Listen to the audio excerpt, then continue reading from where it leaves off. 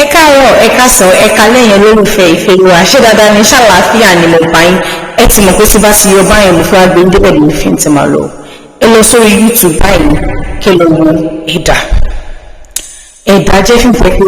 ó sọ̀rọ̀ nípa àwọn nǹkan tó ń ṣẹlẹ̀ sí wa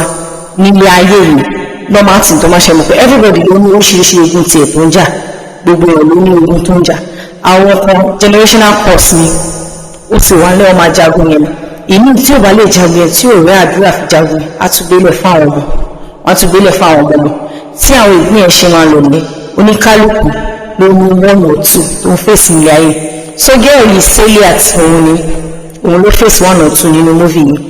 Bimbo Oshin òun ni mọ́mì nínú múvì yìí. Délé ojúlé òun ní dájọ́ nínú múvì. So Seliat jẹ́ ọmọ ọkọ òun nìkan làwọn òbí ẹ̀ gbé. So ó ní èèyàn kan tó wẹ́ pé bí Seliat ṣe rí nínú múvì yìí náà ló ní ẹ ṣe rí. Ẹyẹ dàbí ẹnì kejì tẹ́ bá rí gbọ́nà ìgbà tó bí i identical twin ni bọ̀ kò kí ń ṣe twin débi pé gbogbo nǹkan tí Seliat bá ti ní lọ́kàn kó fẹ́ lọ ṣe báyìí tó bá jẹ́ bí kó fẹ́ lọ gba contract báyìí nísìn ẹnì kejì yẹn á ti ṣíwájú lọ tó bá máa fi débẹ̀ báyìí á ti lọ bà nǹkan jẹ́ because nínú múvì yẹn ó fẹ́ gba contract 10 million naira bí tó ti ń gbé kó òun lọ ẹnì kejì yẹn ó ti ṣíwájú ó ti bú gbogbo wọn níbi bẹ̀yẹn pé ó sọ̀rọ̀ sí wọn ọ̀gá kan dípò kan sí congratulate already ọ̀rọ̀ tó sọ́gbọ́ kò sí fàyè bó kọ́sì kíkà congratulation tó yẹ bẹ̀rẹ̀ sí bú wọn nìyẹn ó ní wọ́n dá òkú nìkan ó sọ àwọn ọ̀rọ̀ pé kò sí kò sí ẹ máa kẹjẹ ní tí ò kì í bínú wọn tó bá gbọ́rọ̀ ẹ̀yìn ló máa bínú àwọn ọ̀rọ̀ báyìí ó sọ̀rọ̀ sẹ́yìn wọn wá lè bọ́ta gbàtọ́ òun máa fi wá dé gbogbo gbọ́ngbọ́n fún àmì pé spirit yẹn ló ti kọ́kọ́ ṣíwájú lọ gbàtọ́ òun gbọ́ngbọ́n fún àmì máa fi dé báyìí wọ́n lè dànù wọ́n sọ̀rọ̀ sí get out kíní kan kí àwọn yìí wọ́n understand pé òun ṣe òun pé ogun tó ń jà òun ló ti kọ́kọ́ ṣíwájú wa epo tún ní ọjọ́ kan náà tó tún fẹ́ lọ gba iṣẹ́ torí ó máa ṣe bí sólà tó tún fẹ́ lọ gbaṣẹ́ sólà kan tó tún lọ sọ́dọ̀ ọ̀dọ̀ àwọn Toriola àti ọkọ̀ ẹ̀yàn òun yẹn family ọkọ̀ tún ni epo tún débi bẹ̀rẹ̀ tó tún ní 5 million naira ní ṣẹ́kìnà yẹn sí kìí lókùn tó bá ti di ọjọ́ kejì ọmọ transfer 5 million gbà tó tún yáwó tó padà lọ síbẹ̀ spirit yẹn ó tún padà lọ ó tún ṣe lọ bà nǹkan jẹ́ níbi pé ẹni mọ́ òun nítorí ọlọ́wọ̀n yìí fún olóògùn jẹ́ntì náà róòlù ní àwọn ọmọ ìgboro báyìí ibi pé òun tó yára tún mú sọ́wọ́ róòlù wọ́n lu àwọn oríṣiríṣi ìyẹn spirit ẹ̀yìn ló kọ́kọ́ lù ú gbà tí spirit bọ́tà tó ti lù tó ti bọ́tà òun gbogbo fúnra rẹ̀ ṣe wọ́n á rìn dín pé àfà ọ̀pọ̀ táwọn ọjọ́ ṣe pé ó fẹ́ ṣe fúlọ̀ ó tún ṣe wọlé bá wọn tún ṣe mú sọ wọn tún lù ú ní pé ṣé wọn tó bá rajà tó ní sinmi kó tún ṣàlẹ̀ pé òun kọ́ kíní kan ní ètò pé ó lè ti yàgòdè ìwọ tó rẹ̀ṣẹ̀ kúrò nígbà kíní kan so kíní yẹn láyẹ̀ níbi tó boyfriend tó tún fẹ́ lọ àwọn parents bẹ̀bẹ̀ yẹn bó sọ wà látàbọ̀ òkè committee girlfriend ọ̀pẹ́ ọ̀pẹ́ yẹn ti due fún marriage o gbàgbé máa ṣe dé báyìí ó tó dípò máa débẹ̀ sí ìtọ́gbọ́n tó ti ṣíwájú dípò tó ti lọ bá ń kọjá ó ti gbúgbọ̀ kan ó ti gbúgbọ̀ àbúrò lórí kọ́kọ́ síta ó jẹ́ káwọn lọ kí ti ìyá ọkọ síta ó jẹ́ káwọn lọ kí ti káwọn lọ dáná ló mú àmà búlé bú bàbá lówó sọ̀rọ̀ sí wọn yamayama lọ́dún máa fi bọ́ta ohun gbogbo fúnra rẹ̀ ló bá dúró kúnlẹ̀ tó ti ń ṣe mọ́ dáadáa wọ́n yẹn pé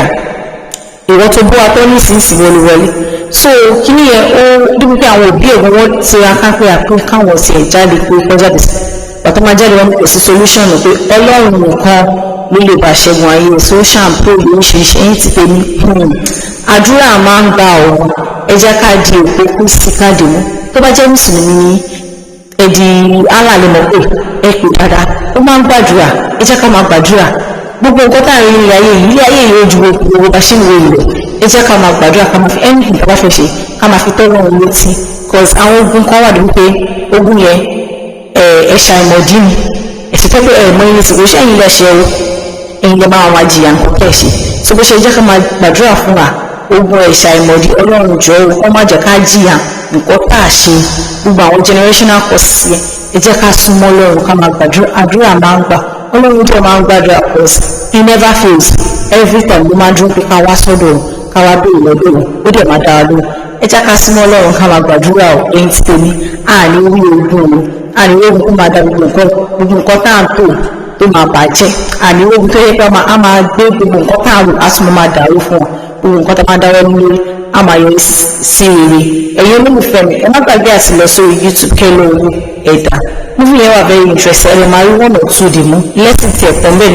nínú àwọn lẹ́sìn tẹ̀ máa kọ́ òun ni ó sọ fún pé ká súnmọ́ lọ́run ká máa gbàdúrà ìwò òru tá a máa sùn ìsìnkú lè dìde ká cultivate habit ní pé à ń dìde lóru à ń gbàdúrà àsìkò yẹn báyìí wọ́n lọ lọ́run ni ẹ máa fèsì ọlọ́run ẹ bọ́ lọ́run sọ ẹ lọ́run gàrá ilẹ̀ fẹ́ gbà bájẹ́ pálọ̀ ilẹ̀ fẹ́ gbà ẹ anyway lọ́run sí máa ń gbàgbọ́ kò sí pé bóyá church nìkan lọ́run sí anyway ó jẹ́ mọ́tò lọ́run pé ẹ̀yìn ibiṣẹ́ àbẹ́yìn jáde bọ́lá sí gbàdọ̀ anyway lọ́run sí gbàdọ̀ pọ̀ ẹja ká máa gbàdọ̀ ẹ má yẹ ká sùn pẹ̀lú ẹ má yẹ ká sùn pẹ̀lú báwo làwọn Yorùbá ṣe máa sùn báwo Yorùbá ṣe máa sùn ẹ̀yin sì tèmi ẹ lọ sórí YouTube kẹ́ lọ wo ẹ̀dà nǹkan tó ń ṣẹlẹ̀ ìrírí ayé òun ló fi ṣe múvì fún wa so èyí lólùfẹ́ mi tó bá ṣe tún ṣe jẹ́ màá tún wá gbé yín dípò lórí múvì tó máa tún lọ wo ọ̀tọ́ bá dẹ̀ ní múvì tó fẹ́ kí n lọ bá yín wò ẹ lè drop sí ní comment section máa lọ wò fún yín màá dẹ̀ wà náà èsì ní ṣáńkóró ní ṣókí fún yín ẹ̀yin ti tèmi ó dàbọ̀ ó dìgbà.